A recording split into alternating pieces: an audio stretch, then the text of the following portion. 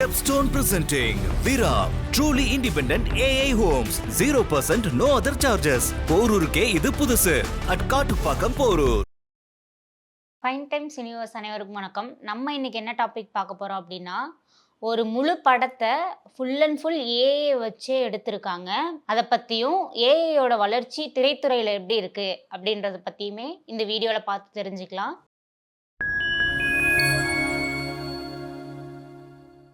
இப்போ உள்ள ஒரு நடைமுறை வாழ்க்கையில பார்த்தீங்கன்னா, ஏஐயோட வளர்ச்சின்றது அபரிவிதமாவே இருக்கு அப்படின்னே சொல்லலாம்.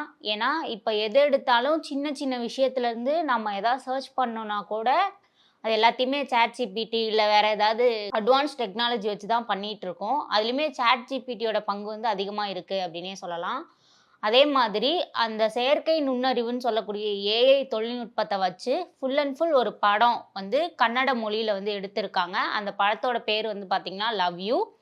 அது இந்த மாதம் 16ஆம் தேதி வந்து ரிலீஸ் ஆயிருக்கு. இந்த படத்தோட டியூரேஷன் பார்த்தீங்கன்னா 95 மினிட்ஸு. அது மட்டும் இல்லாமல் அதில் வர கதாபாத்திரங்கள் ஹீரோவாக இருக்கட்டும், ஹீரோயினாக இருக்கட்டும், அண்ட் அதில் இருக்க சின்ன சின்ன கேரக்டர்லாம் இருப்பாங்களா, அதை எல்லாத்தையும் டிசைன் பண்ணது வந்து பார்த்தீங்கன்னா ஏஐ தான். அண்ட் அதுக்கப்புறம் அதில் இருக்க பாட்டு எல்லாமே ஏஐ வச்சு தான் எடுத்திருக்காங்க. உங்களுக்கே தெரியும் என்னடா ஏஐ வச்சு பாட்டு சொல்கிறாளேன்ட்டு. தூத்துக்குடி கொத்தனார் பாட்டு ஏஐயில் வந்தது தான். அது எவ்வளோ ட்ரெண்ட் ஆச்சுன்னு எல்லாத்துக்குமே தெரியும். ஸோ இந்த படத்தில் இருக்க பாடல்களுமே ஏஐ வச்சு தான் உருவாக்கியிருக்காங்க. அண்ட் அது மட்டும் இல்லாமல் திரைத்துறையில் வந்து ஏஐ பயன்படுத்துகிற ஒன்றும் புதுசு இல்லை அப்படின்னே சொல்லலாம். ஏன்னா இப்போ புஷ்பா 2 படத்துலையுமே சாம் சிஎஸ் என்ன சொல்லியிருப்பாருன்னா, பாதி தான் நான் போட்டேன். மீதி எல்லாமே ஏஐ வச்சு தான் பண்ணுது அப்படின்னு சொல்லியிருந்தாரு. ஸோ திரைத்துறையிலயுமே ஏஐயோட வளர்ச்சி வந்து அதிகமா தான் வந்துட்டுருக்கு. அதன்படி இந்த படத்த வந்து பார்த்தீங்கன்னா, மத்திய அரசோட தணிக்கை குழு, அதாவது central board of film certification அதுக்கு அனுப்பிச்சு விட்டு, அந்த படத்துக்கான யூஏ சான்றிதழுமே அந்த கன்னட மாநிலத்திலேருந்து அந்த படத்துக்காக வாங்கியிருக்காங்க. இத்தனை நாள் வந்து படத்துக்கு வந்து எவ்வளோ செலவாச்சுன்னு பார்த்தீங்க அப்படின்னா, 10,00,000 ரூபா தான் செலவாயிருக்கு. ஒரு படம் எடுக்கணும்னா, தயாரிப்பாளர்கள் எவ்வளவோ கோடி கோடியா போட்டு படம்லாம் எடுத்துட்டு இருக்காங்க. இவங்க என்னடான்னா அசால்ட்டா 10,00,000 ரூபாயிலேயே படத்தை முடிச்சிட்டேன்னு சொல்றாங்க. என்னடா அப்படின்ற மாதிரி தான் நமக்கும் இருக்கு. ஸோ அந்த படத்தை வந்து 10,00,000 ரூபாயிலேயே முடிச்சிருக்காங்க. இது மாதிரி ஏஐ மூலியமா உருவாக்கி இருக்க படங்கள் வந்து திரைப்படத்துல என்ன மாற்றத்தை உருவாக்கும் அப்படின்றது என்னன்னு நமக்கு தெரியல. அண்ட் அது மட்டும் இல்லாம பாத்தீங்கன்னா, இதுக்கு வந்து மக்கள் வந்து ஆதரவு தருவாங்களா? இப்ப நார்மலா ஒரு படத்தை ரிலீஸ் பண்றோம்னா, அதாவது ஒரிஜினலாவே ஆக்ட் பண்ற ஹீரோ, ஹீரோயின்ஸுக்கான ஃபேன் பேஸ் போயே அந்த படம் வந்து சரியா ஓட மாட்டேங்குது.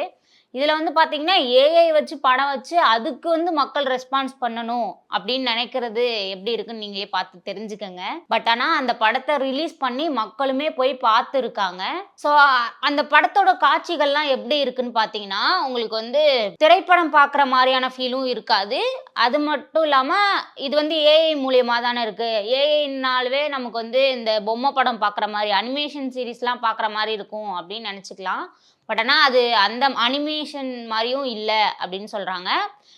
நார்மலாக இப்போ உங்களுக்கு அனிமேஷன் மாதிரி இல்லை அப்படின்னா, ஒரு நார்மல் ஒரு ஃபோட்டோ கொடுக்குறீங்க, இல்லை ஒரு கதை கொடுக்குறீங்க அப்படின்னா, அதை வந்து உங்களுக்கு ஏஐ ஜென்ரேட் பண்ணி ஒரு வீடியோவாக கொடுக்கும் இல்லையா? ஸோ படம் ஃபுல்லாகவே உங்களுக்கு அந்த ஏஐ ஜென்ரேட் பண்ண வீடியோஸ் மாதிரி தான் இருக்கும். அது மட்டும் இல்லாமல் பார்த்தீங்கன்னா, உங்களுக்கு அதில் அட்வான்டேஜ், டிஸ்அட்வான்டேஜ் அதுவுமே சொல்லியிருக்காங்க. அது மட்டும் இல்லாமல் படம் வந்து ஒரு காதல் கதையாக தான் கொடுத்துருக்காங்க. இந்த படத்தை பெங்களூரில் இருக்க நரசிம்மமூர்த்தி அவர் தான் வந்து இந்த படத்தை வந்து டைரக்ட் பண்ணியிருக்காரு. அண்ட் இதுக்கு வந்து ஏஐ தொழில்நுட்பம் கொடுத்தது பார்த்தீங்கன்னா, உங்களுக்கு நூதன் அப்படின்றவர் தான் இந்த ஏஐ தொழில்நுட்பம் மூலமா இந்த படத்தை வந்து உருவாக்கியிருக்காரு. ஒரு சினிமா எடுக்கணும்னா அப்படின்னு பார்த்தீங்கன்னா 24 கிராஃப்ட் தேவைப்படும். ஆனால் இந்த படத்தில் அந்த முழுக்க முழுக்க 24 கிராஃப்டையுமே யூஸ் பண்ணல. அதுக்கான சண்டை பயிற்சியோ, கொரியோகிராஃபரோ, இல்லை அந்த காஸ்டியூம் டிசைனிங்கோ அது மாதிரி எதுவுமே இருக்காது. மீதி எல்லாமே வந்து பார்த்தீங்கன்னா செயற்கையாக தான் அவங்களுக்கு வந்து ஆர்டிஃபிஷியலாக தான் கொடுத்துருப்பாங்க. அது மட்டும் இல்லாமல் பார்த்தீங்கன்னா 30 செயற்கை மென்பொருளாளர்கள், அதாவது 30 சாஃப்ட்வேர் இன்ஜினியரை வச்சு தான் இந்த படத்தை வந்து உருவாக்கியிருக்காங்க. ஆனால் அது மட்டும் இல்லாமல் இந்த படத்தில் வர எல்லா காட்சிகளுமே, இசையுமே ட்ரோன் காட்சி அளவுக்கு வந்து எல்லாமே கொஞ்சம் பிரம்மாண்டமாக தான் எடுத்திருப்பாங்க அப்படின்னே சொல்லலாம். அது மட்டும் இல்லாமல் இந்த படத்தோட எடிட்டிங், கடைசி எடிட்டிங் மட்டும்தான் அவங்க பண்ணியிருக்காங்க. மற்றபடி மீது எல்லாமே அதுவே பண்ணி கொடுத்துருக்கு. இந்த படத்தோட கதை என்னன்னு பார்த்தீங்கன்னா, நூதன் அப்படின்ற பாடகர் வந்து மணாலிக்கு டூர் போகிறாரு. அஸ்வினி அப்படின்ற பாடகியை வந்து பார்க்குறாரு. இவங்க 2 பேருக்குள்ள இருக்க காதலில் வந்து படமாக காட்டியிருப்பாங்க. அப்புறம் அவங்க 2 பேரும் என்னென்ன சிக்கல்களை சந்திக்கிறாங்க அப்படின்றது வந்து படத்தோட கதையா இருக்கும். இதுல இருக்க குறைகள்னு என்ன பார்க்குறோம் அப்படின்னா, இந்த படத்துல வந்து டைலாக்ஸ் வந்து அதிகமாவே இருக்காதாம். ஃபுல் அண்ட் ஃபுல் பாடல்களா தான் இருக்குமா. நான் தான் முன்னாடியே சொன்னேன் இல்லையா, இந்த படத்துல வந்து 12 பாடல்கள் இருக்கு. கதைய மொத்தமா கேரி பண்றது பார்த்தீங்கன்னா, உங்களுக்கு ஃபுல் அண்ட் ஃபுல் எமோஷனலா உங்களுக்கு கன்வே பண்ற மாரி இருக்கிறது வந்து பாடல்கள் மட்டும் தான் இருக்கு அப்படின்னு சொல்லியிருக்காங்க. அண்ட் அது மட்டும் இல்லாம, இதுல நம்ம மேஜரா குறைன்னு பார்க்குறது பார்த்தீங்கன்னா, அவங்கள்ட்ட இருக்க டெக்னாலஜியில வந்து ஒரு சில ரெஸ்ட்ரிக்ஷன் இருக்கும் இல்லையா? இப்போ ஒரு சாஃப்ட்வேர் டிசைன் பண்றாங்கன்னா, அது இதுதான் பண்ணும், இதுதான் பண்ணக்கூடாதுன்னு அதுக்கான ஒரு ரெஸ்ட்ரிக்ஷன் இருக்கும்ல. அந்த ரெஸ்ட்ரிக்ஷன் அவங்க வச்சிருந்த சாஃப்ட்வேருக்கும் இருந்திருக்கு. அதனால அவங்களால சரியான அந்த வாய்ஸ் டப்பிங்லாம் இருக்கு இல்லையா? அந்த வாய்ஸ் சிங்க் வந்து பண்ண முடியல. அதனால வாய்ஸ் வந்து ரொம்ப அதாவது டயலாக்ஸ் வந்து ரொம்ப கம்மியா குடுத்துட்டு, பாடலுக்கு வந்து முக்கியத்துவம் குடுத்துருக்காங்க, அப்படின்னு சொல்லியிருக்காங்க. ஸோ ஒரு படத்த வந்து நம்ம என்னதான் பாடல்கள் கேட்டாலுமே, நமக்கு கன்வே பண்ணும்போது தான் இம்பேக்ட்ன்றது கொஞ்சம் அதிகமாவே இருக்கும் அப்படின்னு சொல்லலாம். அதே மாரி அதுல இருக்க காட்சிகள் எதுவுமே நமக்கு எமோஷனலா கனெக்ட் ஆகுற மாரி இல்ல. ஒரு நார்மல் ஒரு படம் பார்க்குறோம். எமோஷனலா அட்டாச் பண்ற மாரி எதுவுமே இல்லையாம். எல்லாமே சாதாரணமா ஒரு டெவலப் பண்ணி பண்ணதா வந்து அப்படியே தெரியிற மாரி தான் இருந்துச்சு, அப்படின்ற மாரி சொல்லியிருக்காங்க. டைம்ஸ் ஆஃப் இந்தியால வந்து இந்த நியூஸ் வந்து சொல்லியிருக்காங்க. இதுக்கு வந்து நல்ல கதையும், நல்ல தொழில்நுட்பமும் இருந்தா தான் இது மாரியான படங்கள் வந்து பண்ண முடியும், அப்படின்ற மாரி விமர்சனங்கள் வந்து சொல்லியிருக்காங்க. லவ் யூ படத்த தொடர்ந்து பார்த்தீங்கன்னா, இன்னும் ஒரு 10க்கும் மேற்பட்ட படங்கள் வந்து ஏஐ மூலியமா வரப்போது. ஏஐ அதிகாரி செந்தில் விநாயகம் என்ன சொல்லியிருக்காருன்னு பார்த்தீங்கன்னா, 10ற்கும் மேற்பட்ட படங்கள் வந்து இதுக்கப்புறம் ஏஐ மூலியமா வரப்போகுது. வருஷத்துக்கு 1 அப்படின்ற மாரி வந்து ரிலீஸ் ஆகப்போகுது அப்படின்ற மாரி சொல்லிட்டு இருக்காரு. இவர் யாருன்னு பார்த்தீங்கன்னா, ஒரு ஏஐ சேவை வழங்கக்கூடிய ஒரு ஸ்டுடியோ வந்து வச்சிருக்காரு. ஸோ அவர் ஸ்டுடியோல இருக்க ப்ராஜெக்ட்ட வச்சு அவர் சொல்லியிருப்பாருன்னு நான் நெனைக்கிறேன். ஏன்னா 10ற்கும் மேற்பட்ட படங்கள்னப்போ ஒரு ஏஐ ஜெனரேட் பண்ற படங்கள்னு பார்த்தீங்கன்னா, ஒரு நல்ல கதை ஒ இருந்துச்சுனாவே போதும். தயாரிப்பாளரோ, அதற்கான நடிகர், நடிகைகளோ வேணும் அப்படின்னு சொல்லிட்டு நம்ம கதைய வச்சுக்கிட்டு, மத்தவங்கள தேடி அலைய வேண்டாம். ஏஐ மூலியமா நீங்க அத குடுத்துட்டீங்க அப்படின்னா, உங்களுக்கே அந்த கேரக்டர் எல்லாமே அதுவே உங்களுக்கு வந்து டெவலப் பண்ணி குடுத்துரும். அது மட்டும் இல்லாம உங்களுக்கு நீங்க எப்படி அத கிரியேட் பண்ணும், எப்படி அவங்கள நடிக்க வைக்கணும்ன்றத நீங்க மைண்ட்ல ஃபிக்ஸ் பண்ணிட்டீங்க அப்படின்னா, உங்களுக்கு ஏஐயே பண்ணி குடுத்துரும். உங்கள்ட்ட நல்ல கதை இருந்தா மட்டும் போதும் அப்படின்னு அவர் வந்து சொல்றாரு. இப்போ தயாரிப்பாளர் கிடைக்கணும், நீங்க ஒரு பட்ஜெட் சொல்றீங்க, அந்த பட்ஜெட் மேல போகுது அப்படின்னா, அந்த தயாரிப்பாளருக்கு வந்து சாட்டிஸ்ஃபேக்ஷன் இருக்காது. ஒரு சில சினாரியோஸ்மே அது மாரி நடந்துட்டு இருக்கு. ரீசென்ட்டா பார்த்தீங்கன்னா, ரஜினி மகள் வந்து அமேசான் பிரைம் மூலியமா ஒரு தொடர் வந்து எடுத்துட்டு இருந்தாங்க. அதுல வந்து அவங்க சொன்ன பட்ஜெட்டுக்கு மேல போனனால நாங்க குடுக்க மாட்டோம் அப்படின்னு சொல்லிட்டு அத வந்து ஸ்டாப் பண்ணி வச்சிருந்தாங்க. ஸோ அதே மாரி நீங்க ஒரு பட்ஜெட் சொல்றாங்க அப்படின்னா, அதுக்கு மேல போகுதுன்றப்போ, அவங்க சைட்லயுமே ஒரு கிளாஷ்ன்றது ஆகும். ஆனா இந்த ஏஐ ஜெனரேஷன் மூவில பார்த்தீங்கன்னா, உங்களுக்கு மொத்த செலவே ரூ. 10,00,000க்குள்ள முடிஞ்சிரும். ஸோ அதனால நீங்க ஒரு தயாரிப்பாளர் தேவ, நடிகர் கால் ஷீட் இருந்தா தான் இந்த படத்த எடுத்து முடிக்க முடியும். அப்படின்ற மாரியான இது வந்து இருக்காது அப்படின்ற மாரி சொல்றாங்க. இதுக்கப்புறம் வர காலத்துலலாம் பார்த்தீங்கன்னா, உங்களுக்கு ஏஐ படம்ன்றது ஒரு அழிக்க முடியாத ஒன்றாவே மாறிடும் அப்படின்ற மாரி சொல்றாரு. என்னன்னா, இப்போ இப்போ 10 படம் ரிலீஸ் ஆகுதுன்னா, அதுல கண்டிப்பா ஒரு ஏஐ படம் ரிலீஸ் ஆயிரும். 100% அது வந்து நடக்கும் அப்படின்னு சொல்றாங்க. ஏன்னா, இப்ப டெக்னாலஜி வந்து ரொம்ப அட்வான்ஸ்டா போயிட்டுருக்கு. எல்லாருமே நம்ம வந்து முன்னாடிலாம் பார்த்தீங்கன்னா, எல்லார் வீட்லயுமே டிவி வந்து கிடையாது. எல்லாருமே தியேட்டர்ல போய் தான் படம் பார்த்துட்டு இருந்தாங்க. இப்போ அதுக்கப்புறம் பார்த்தீங்கன்னா, அட்வான்ஸ் ஆக ஆக எல்லார் வீட்லயும் டிவி வந்துச்சு. அதுக்கப்புறம் எல்இடி, எல்சிடி அந்த மாரி அட்வான்ஸ் டெக்னாலஜில என்ன இருக்கோ அதெல்லாம் வந்துருச்சு. அது மட்டும் இல்லாம இப்ப எல்லார் வீட்லயுமே, எல்லார் கையிலயுமே மொபைல்ன்றது வந்து இருக்கு. ஸோ ஏதாவது படம் பார்க்கணும்னாலுமே நம்ம மொபைல்லயே டவுன்லோட் பண்ணி நெறைய பேர் பார்த்துட்டு இருக்காங்க. அதுக்குமே சூரி சார் வந்து பதிவு ஒண்ணு போட்டிருந்தாரு. ஸோ படம் எல்லாமே தியேட்டர்ல போய் பாருங்க. நல்லது தான். பட் நீங்க ரொம்ப அட்வான்ஸ்டா போக போக அதுக்கான எக்ஸ்பெக்டேஷன் வந்து உங்களுக்கு குறைஞ்சுகிட்டே வரும். நார்மலா நம்ம பார்க்குறது தானே. இதுக்கப்புறம் என்ன புதுசா காட்டிற போறாங்க அப்படின்ற மாரியான தாக்கம் வந்து பார்த்தீங்கன்னா, நான் சொல்றது இப்ப இல்ல. இன்னும் ஒரு 25 வருஷத்துக்கு அப்புறம் வரலாம் அப்படின்ற மாரி தான் அவர் வந்து சொல்லியிருக்காரு. ஸோ டெக்னாலஜி அட்வான்ஸ்ட் ஆக ஆக இந்த மாரி ஏஐ படங்கள் வந்து வருஷத்துக்கு 1 ரிலீஸ் ஆகும் அப்படின்ற மாரி சொல்லியிருக்காரு. எழுத்தாளர் தீபா என்ன சொல்லியிருக்காங்கன்னு பார்த்தீங்கன்னா, கதைன்றது வந்து நம்ம மனசுல இருக்க எண்ணங்கள வச்சு வரணும். இந்த மாரி ஏஐ தொழில்நுட்பத்தின் மூலமா வந்துச்சு அப்படின்னா, அது வந்து ஒரே மாரியா தான் இருக்கும். அது எல்லாத்துக்குமே போர் அடிச்சு போயிரும் அப்படின்னு சொல்லியிருக்காங்க. அதுக்கான ஒரு உதாரணமுமே சொல்லியிருக்காங்க. என்ன அப்படின்னு பார்த்தோம்னா, அவங்க ஒரு காலேஜுக்கு விஸ்காம் ஸ்டூடண்ட்ஸ்க்கு வந்து ஸ்பெஷல் கிளாஸ் எடுக்கிறதுக்காக போயிருக்காங்க. அதுல வந்து ஒரு ஒரு கதையோட ஒரு வரி, ஒன் லைன் மட்டும் அவங்க சொல்லியிருக்காங்க. அது வந்து அதுல இருக்க பிள்ளைங்கள்ட்ட எல்லாமே அதுக்கான கதையா நீங்க கிரியேட் பண்ணி எழுதுங்க அப்படின்ற மாரி சொல்லியிருக்காங்க. அது மட்டும் இல்லாம அவங்களுக்கு வந்து ஹால்ஃப் டே டைமும் குடுத்துருக்காங்க. அதுல வந்து அவங்க ஈவினிங் போல அவங்க சப்மிட் பண்ண ஆன்ஸர் எல்லாத்துலயுமே மோஸ்ட் ஆஃப் த ஆன்ஸர் வந்து எல்லாத்துக்கும் ஒரே ஆள் வந்து கதை எழுதுனா எப்படி இருக்கும்? அந்த மாரி தான் இருந்திருக்கு. இது எதனால அப்படின்னு சொல்லிட்டு விசாரிக்கும்போது, எல்லாருமே ChatGPTட்ட அந்த ஒன் லைன குடுத்துருக்காங்க. அது குடுத்திருக்க ஆன்ஸர் வந்து ஒரே மாரியா இருக்கு. அதனால தான் சொல்றேன், இது வந்து ஒரு தனித்துவமா இருக்காது. என்னதான் ஒரே மாரியான கதையா இருந்தாலுமே, நம்ம அத எப்படி எடுக்கிறோம் அப்படின்றதுல தான் இருக்கு அப்படின்னு சொல்றாங்க. ஏன்னா, இப்ப மாமன் படமா இருக்கட்டும், அந்த படம் வந்து நார்மலா நம்ம லைஃப்ல நம்ம தாய் மாமா எந்த இடத்துல இருப்பாரு அப்படின்றத சொல்ற படமா தான் இருக்கு. இது வந்து நம்ம இயல்பா எல்லாரோட வாழ்க்கையிலயும் ஏதாவது ஒரு இடத்துல வந்து அந்த அந்த உணர்வ வந்து கடந்து போயிருப்போம். பட் ஆனா, யூசுவலா சொல்ற எல்லா கதையுமே அதுல சொல்லாம, அந்த டைரக்டர் அந்த கதைய வந்து நமக்கு எப்படி சொல்லியிருக்காரு, அப்படின்றத வச்சு தான் நம்ம வந்து முடிவு பண்ண முடியும். அந்த இடத்துல அவரோட கிரியேட்டிவிட்டி எப்படி இருக்கு, அப்படின்னு தான் பார்க்கணும்.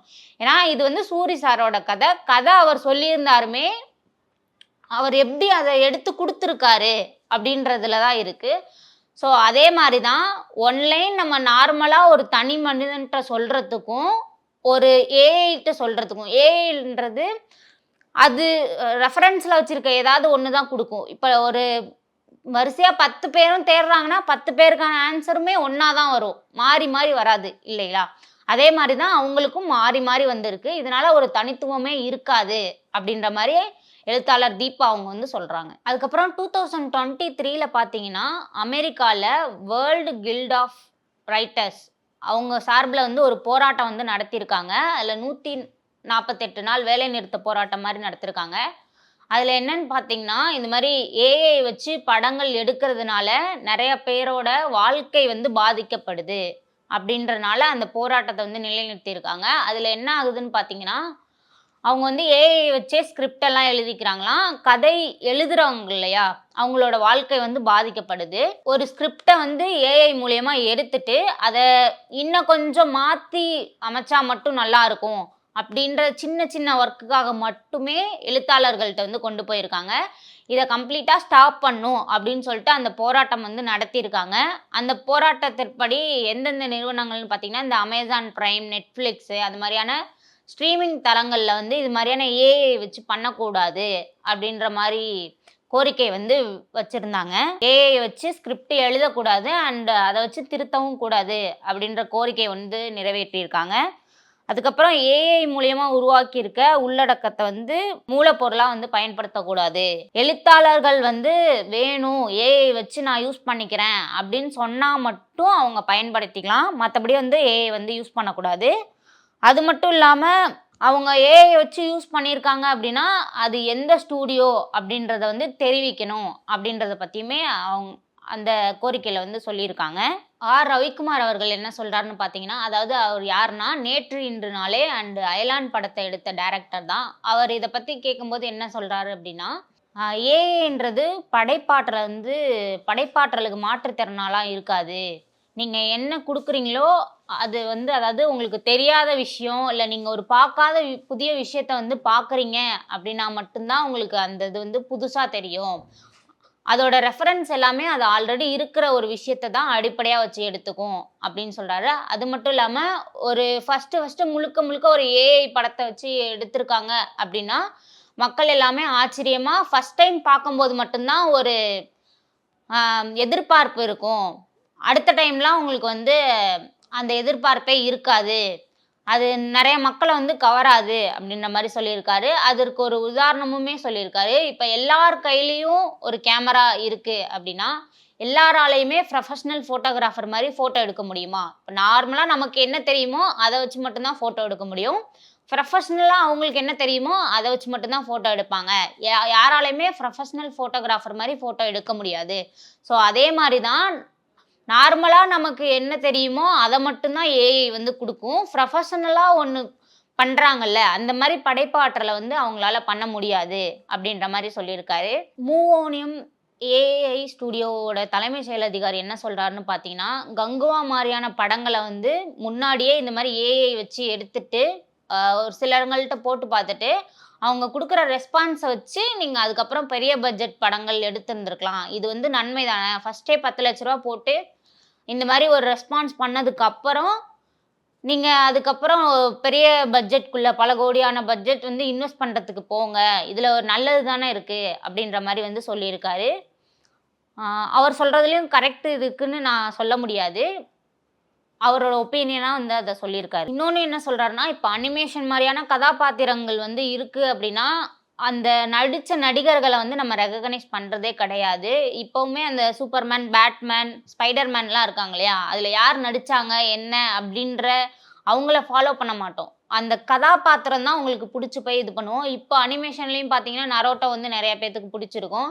ஸோ நரோட்டோல யார் நடிச்சிருக்கா அப்படின்றத வந்து நம்ம மறந்துருவோம். அந்த நரோட்டோ கதாபாத்திரம் தான் நம்ம மனசுல நிக்கும். அதே மாரி தான் ஏஐயோட வளர்ச்சியும்.